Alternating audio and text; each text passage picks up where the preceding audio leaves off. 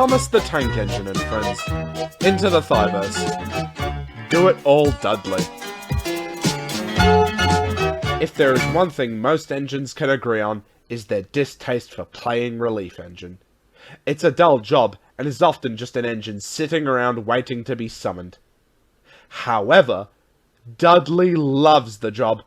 It's always worth it if I can see someone smile, Dudley explained, no matter how long I'm sat around.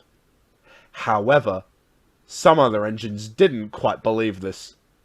One night, a very ill-looking Fabian came shuffling into the shed. "Goodness!" Dudley cried. "Are you all right?" "What do you think?" Fabian barked. "I've been worked to the frames for these past few days, and let me guess, you've been sat around all day."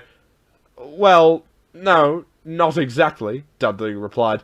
"I wasn't relief today, I was just—" "You're just lazy," interrupted Fabian. "Sat around for as long as possible. Wait until you get out and do some real work." "Och, leave the lad alone!" Donald quickly went to Dudley's defence. "You'd crack your wee cylinder if you even tried to do the work yon Dudley does." "Pooh!" Fabian snorted. "What rubbish! You're just lazy." "Ignore him," soothed his crew. "Fabian's just tired. Looks like he's been up for weeks."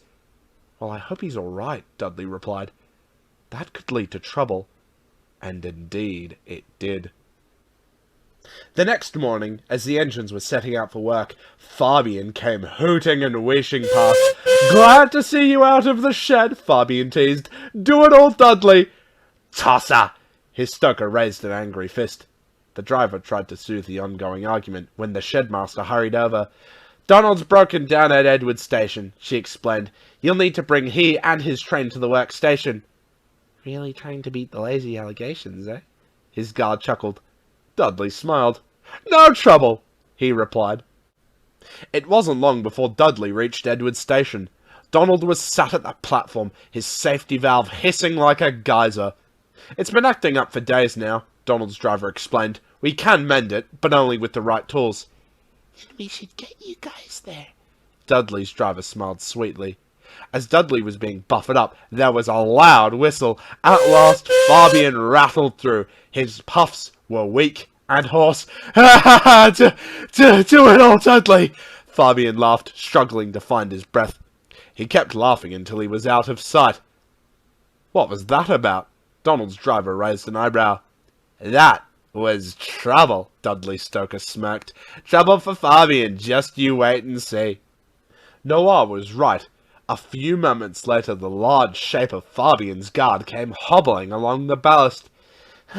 "Fabian's stuck on the hill," she panted. "Do you mind giving him a push?"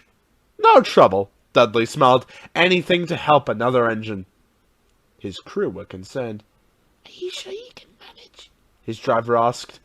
"Aye," added Donald. "Pushing 2 engines up Gordon's Hill. Can I be some joke?" "I'll give it a good go," Dudley replied. "Besides, it'll shut old Fabian up." Fabian was sat on the hill, hissing steam impatiently. Come on, he snapped. "Where's Alan?" Alan was away on Edward's line, just so we're clear. His crew waited and waited. At last, the sound of deep puffing and the clatter of trucks filled the area as Dudley puffed in. Fabian scoffed as he saw the bigger engine. "Pooh! Dudley indeed," he huffed. "No use at all. We'll be stuck here for days." "Just watch me," Dudley replied. Dudley and Donald's crew sanded the rails. Then, when everything was ready, Dudley gave a long blast of his whistle. "Pete, Pete, I'm ready!" "Pete, Pete," replied Fabian unenthusiastically. "So am I." All of a sudden, Fabian was forced forwards. He didn't even have time to spin his wheels as Dudley pushed the whole train up the hill. His puffs were deep and bellowing. The sound was deafening. At last, Fabian managed to get grip of the rails, and he and his coaches sailed across. Dudley eased off, brimming with pride. "Phew!" Dudley huffed. "Oh, that was hard work." That night, when Fabian returned, he spoke kindly to Dudley. "I'm sorry I was so rude," he admitted. "You aren't lazy at all. You're a real credit to us all." "Ah, well," Dudley smiled. "At least you made it home in time." "You know, maybe Do-It-All Dudley isn't such an insult after all," Fabian's driver laughed. "As we've learnt, Dudley really can do it all." But Dudley didn't hear them. He'd already drifted off to sleep.